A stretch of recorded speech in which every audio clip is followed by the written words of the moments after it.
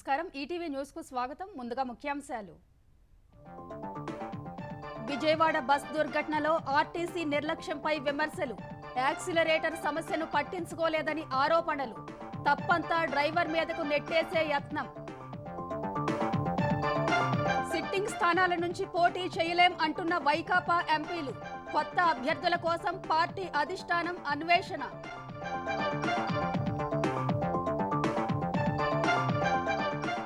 LB stadium వేదికగా నేడు Bhajapa BC ఆత్మగౌరవ సభ హాజరు కానున్న ప్రధాని బీసీ సీఎం హామీని ప్రజల్లోకి తీసుకెళ్లనున్న మోదీ పెద్దపల్లి మంథని చెన్నూరులో నేడు కేసీఆర్ ప్రజా ఆశీర్వాద సభలు భారీ జన సమీకరణ చేస్తున్న భారాస స్థానిక నేతలు 14 మందితో మూడో జాబితా ప్రకటించిన కాంగ్రెస్ బోధ్ వనపర్తిలో అభ్యర్థులను మార్చిన హస్తం పార్టీ కామారెడ్డిలో కేసీఆర్ తో రేవంత్ ఢీ 5 రాష్ట్రాల అసెంబ్లీ ఎన్నికల్లో మొదలైన తొలి అంకం మిజోరాం ఛత్తీస్గఢ్లో ప్రారంభమైన పోలింగ్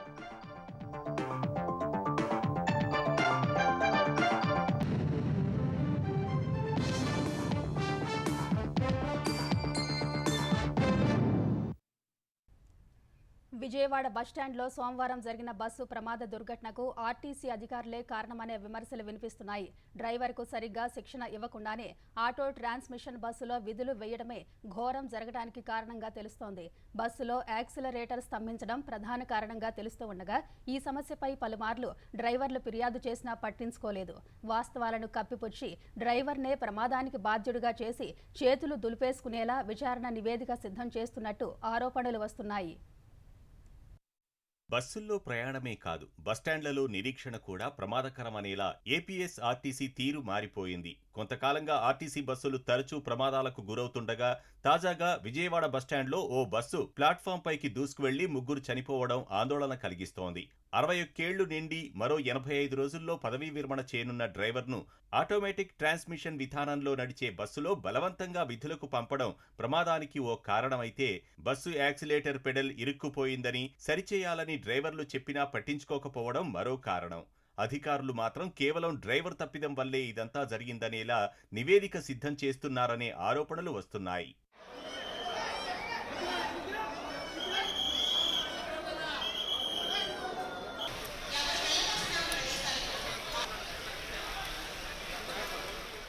ప్రమాదానికి గురైన బస్సు ఆటోమేటిక్ ట్రాన్స్మిషన్ విధానంలో నడుస్తుంది.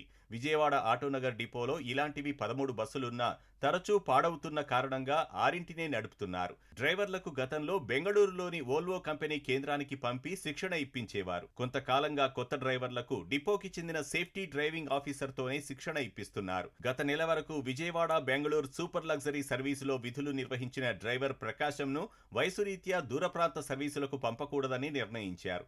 ఈ నెల 1 నుంచి 2 రోజుల పాటు మెట్రో లగ్జరీ ఏసీ సర్వీసులో విధులు కేటాయించారు. దీన్ని నడపడంపై ఆయనకు కేవలం 2 రోజులే శిక్షణ ఇచ్చారు. అది సరిపోలేదని చెప్పినా ఇలాంటి సర్వీసును మరొక డ్రైవర్ నడుపుతుండగా పరిశీలించి నేర్చుకోవాలంటూ ఫాలోయింగ్కి 1 రోజు పంపారు. ఆ తర్వాత నుంచి ఈ బస్సుల్లో విధులు కేటాయిస్తున్నారు. తొలుత ఆదివారం ఇటువంటి సర్వీసు నడిపిన డ్రైవర్ ప్రకాశంకు సోమవారం మరొక బస్సు ఇచ్చారు. అదే ప్రమాదానికి గురైంది.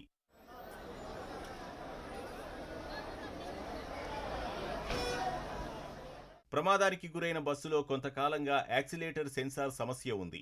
యాక్సిలేటర్ తొక్కినప్పుడు, కాలు లేపినప్పుడు దాని కింద రోలర్ ముందుకు వెనక్కి కదులుతుంది. ఇది సెన్సార్కు అనుసంధానమై ఉంటుంది. కొంతకాలంగా సెన్సార్ స్ట్రక్ అవుతోందని, పెడల్ తొక్కి దానిపై కాలు తీసినప్పుడు వెంటనే పైకి రాకుండా అలాగే ఉండిపోతోందని డ్రైవర్లు గుర్తించారు.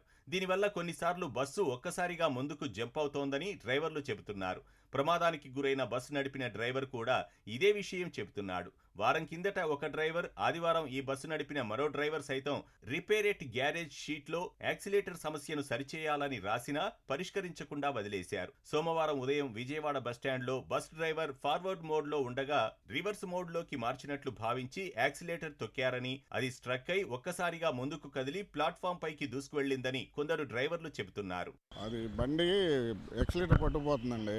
రివర్స్ గేర్ కూడా పట్టుకుపోయిందా రివర్స్ గేర్ వేసాను, అది మూవ్ అవ్వలేదు. ఈ లోపు నేను మూవ్ చేసి ఎదరికి ఎక్సలేటర్ పట్టుకుపోవడం వల్ల అర్థం కాలేదు. అది నాకు ఎప్పటి నుంచో ఉందంట. అది నేనే వచ్చింది ఇవాళగానండి ఆ బండికి. ఎవరు చెప్పలా.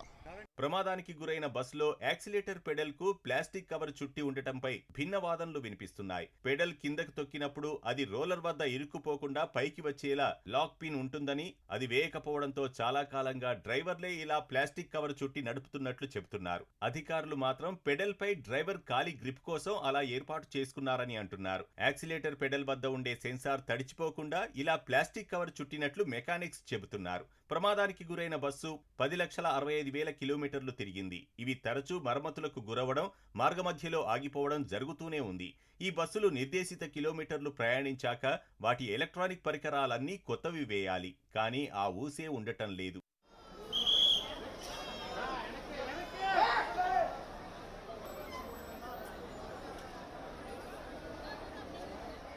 డ్రైవర్ ప్రకాశం ఇటీవల ద్విచక్ర వాహనంపై వెళుతుంటే కింద పడిపోవడంతో సిక్ లీవ్ తీసుకున్నారు. తర్వాత నుంచి విధులకు వస్తున్నారు.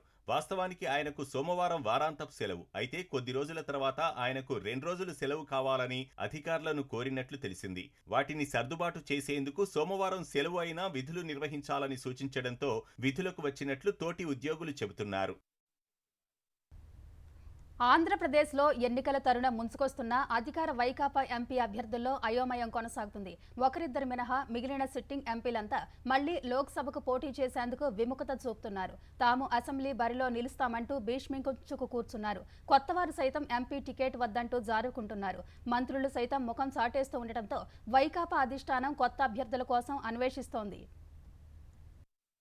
సిట్టింగ్ స్థానాల నుంచి పోటీకి దిగేందుకు వైకాపా ఎంపీలు విముఖత చూపుతున్నారు. టికెట్ ఇస్తామని అధిష్టానం ఆశ చూపుతున్నా కొత్తవారు ముందుకు రావడం లేదు. తెలుగుదేశం జనసేన పొత్తు ప్రభావం ఉంటుందని కొందరు, ఈసారి కష్టమేలే అని మరికొందరు ఈ నిర్ణయానికి వచ్చినట్లు సమాచారం. 2019లో 25కి 22 సీట్లను గెలుపొందిన వైకాపాకు మరో 6 నెలల్లో లోక్సభ ఎన్నికలు జరగబోతుండగా అభ్యర్థుల కోసం వెతుక్కోవలసిన పరిస్థితి నెలకొంది. కొందరు మంత్రులను ఈసారి ఎంపీ స్థానాల్లో నిలుపుదామని పార్టీ ప్రయత్నిస్తుంటే వారు భయపడి అధిష్టానం ముందు మొహం చాటేస్తున్నారని సమాచారం. వైకాపా ప్రాధాన్యమిస్తున్న విశాఖలోనూ ఆ పార్టీ అభ్యర్థిని వెతుక్కోవాల్సిన పరిస్థితులు వచ్చాయి. ప్రస్తుతం ఎంపీగా ఉన్న ఎంవీవీ సత్యనారాయణ వచ్చే ఎన్నికల్లో అసెంబ్లీకి అయితేనే పోటీ చేస్తానని భీష్మించు కూర్చున్నారు. పట్టుబట్టి విశాఖ తూర్పు నియోజకవర్గ బాధ్యతలు తీసుకున్నారు. వైకాపా ముఖ్య నేత విజయసాయిరెడ్డి విశాఖ నుంచి బరిలో దిగనున్నారని, వాటిని బలపరుస్తూ ఆయన అక్కడే ఉండి కొన్నాళ్లు రాజకీయాలు చేశారు. కానీ ఆ తర్వాత విజయసాయి అక్కడి నుంచి మెల్లగా బయటపడ్డారు. దీంతో విశాఖ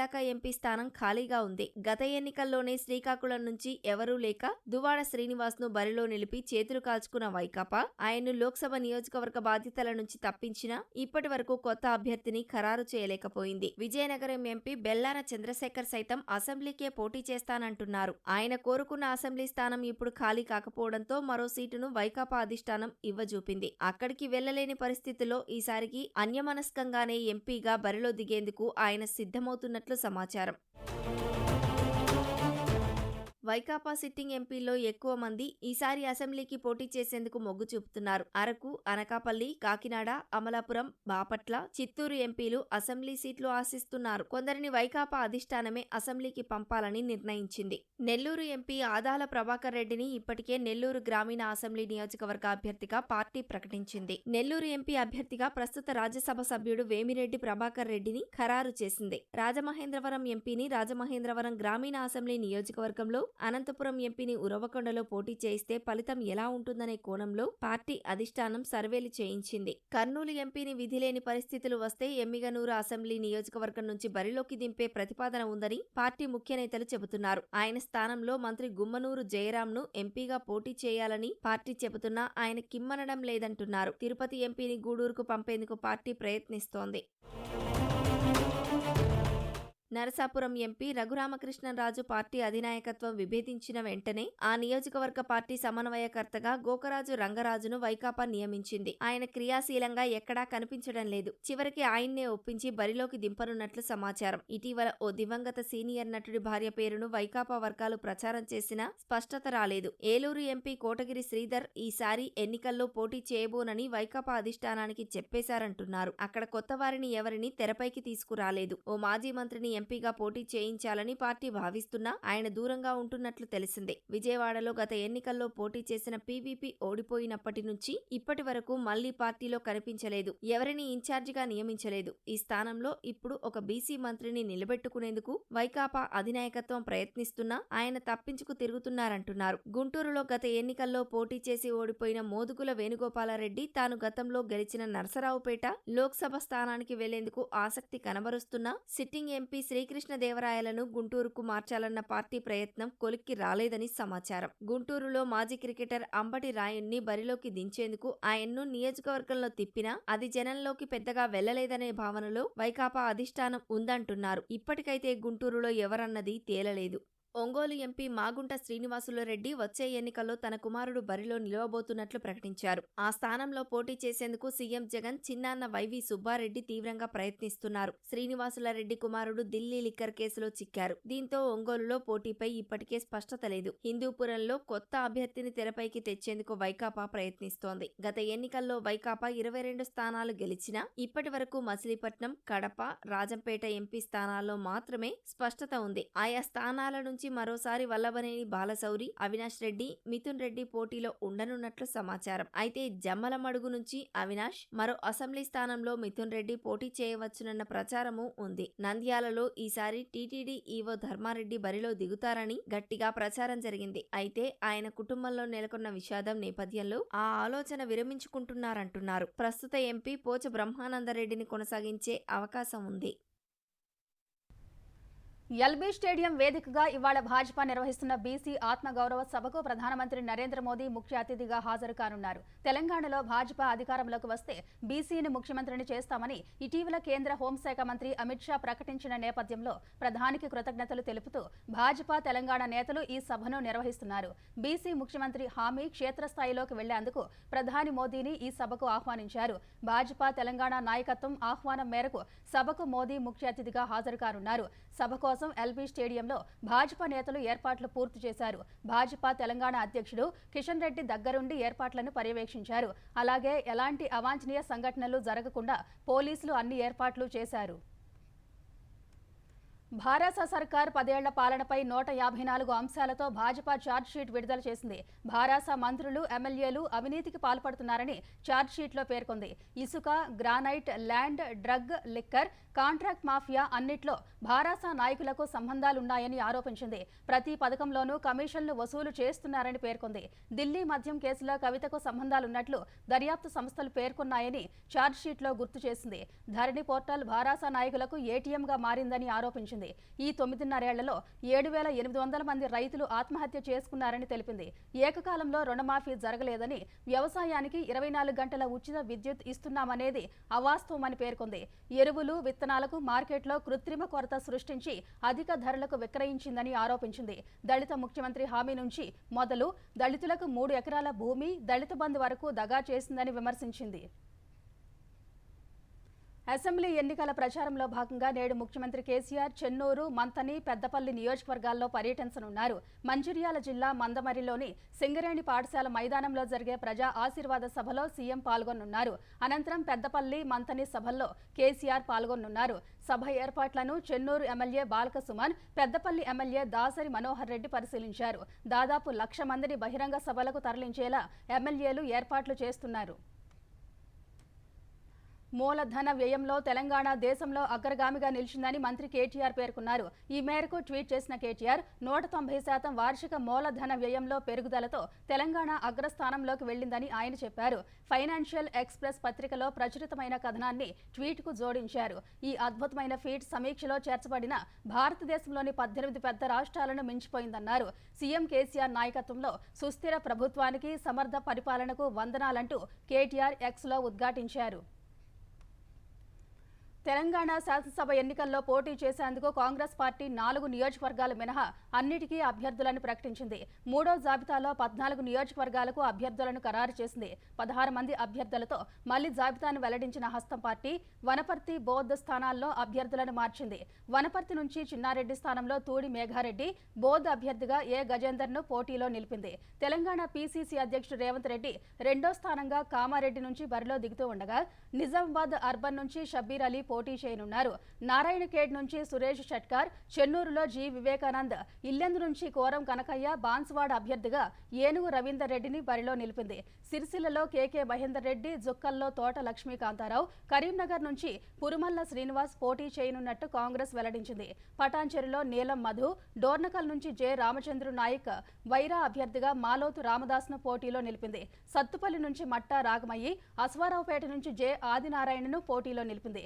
మరో 4 స్థానాలకు కాంగ్రెస్ పార్టీ ఒక స్థానంలో సిపిఐ అభ్యర్థిని ప్రకటించాల్సి ఉంది.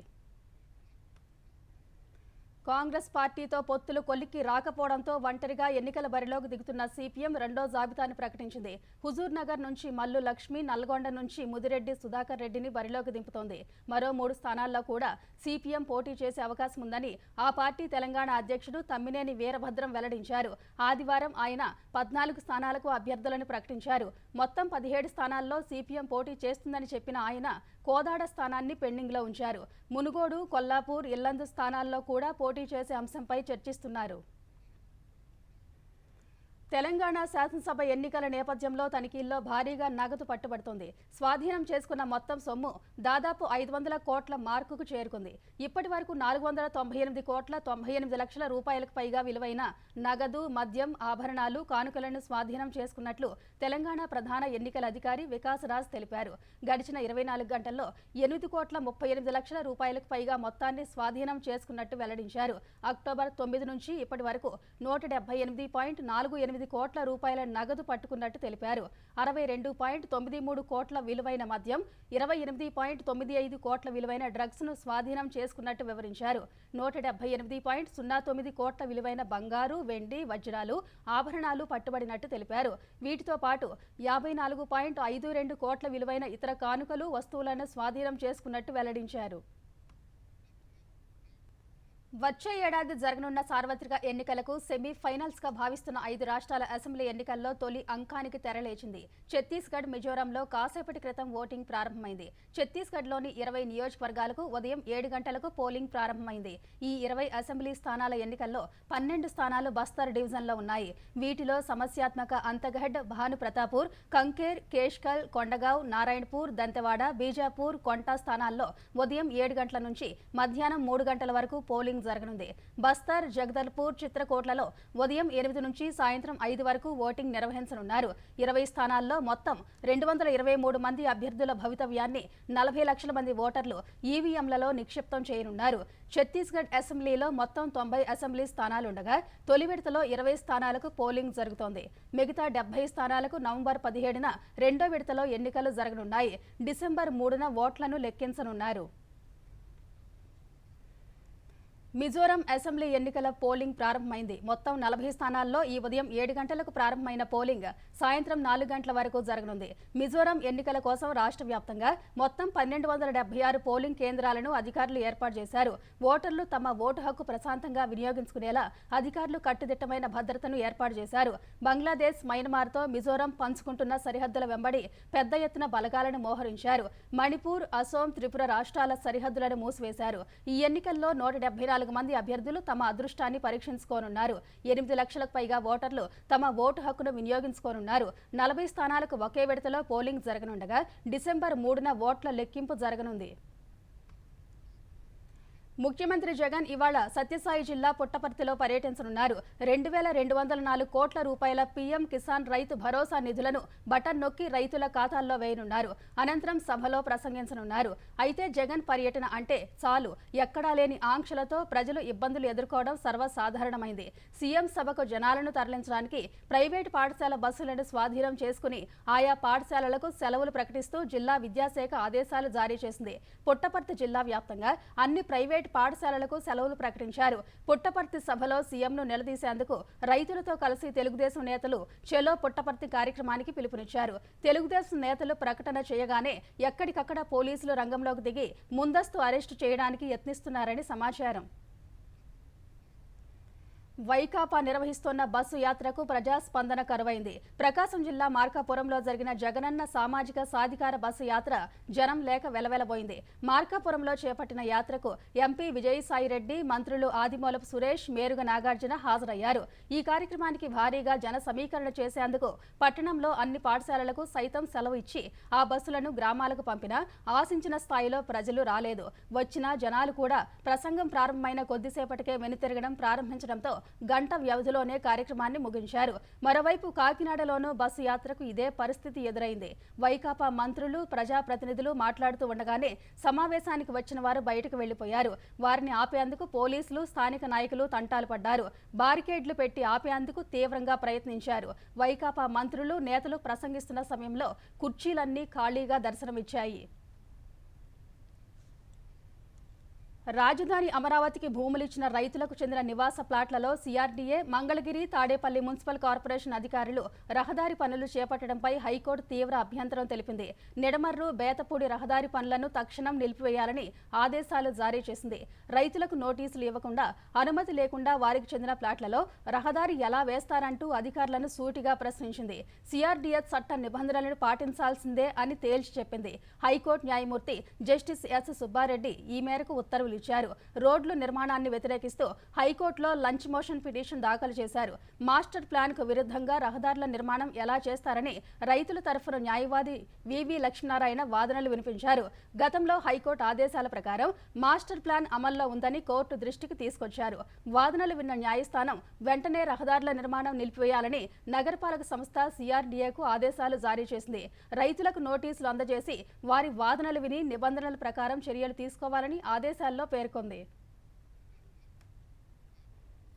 సర్వోన్నత న్యాయస్థాన న్యాయమూర్తి పదవులకు సుప్రీంకోర్టు కొలీజియం కొత్తగా 3 పేర్లను సిఫారసు చేసింది. ప్రధాన న్యాయమూర్తి justice DY Chandrachud, justice Sanjay Kishan Kaul, justice Sanjay Khanna, justice BR Gavai, justice సూర్యకాంత్లతో కూడిన కొలీజియం సోమవారం సమావేశమై ఈ పేర్లకు పచ్చజెండా ఊపింది. ఇదివరకు తెలంగాణ హైకోర్టు ప్రధాన న్యాయమూర్తిగా పనిచేసి ప్రస్తుతం ఢిల్లీ హైకోర్టు సీజేగా ఉన్న justice Satish Chandra Sharma, Rajasthan high court CJ justice Augustine George Masih, Guwahati high court CJ justice Sandeep Mehta ఈ జాబితాలో ఉన్నారు. ప్రధాన న్యాయమూర్తి సహా మొత్తం 34 మంది జడ్జీలు సుప్రీంకోర్టులో ఉండాలి. ప్రస్తుతం 31 మంది ఉన్నారు. ఈ 3 పేర్లకు కేంద్ర ప్రభుత్వం ఆమోద ముద్ర వేస్తే మొత్తం సంఖ్య 34కు చేరుతుంది.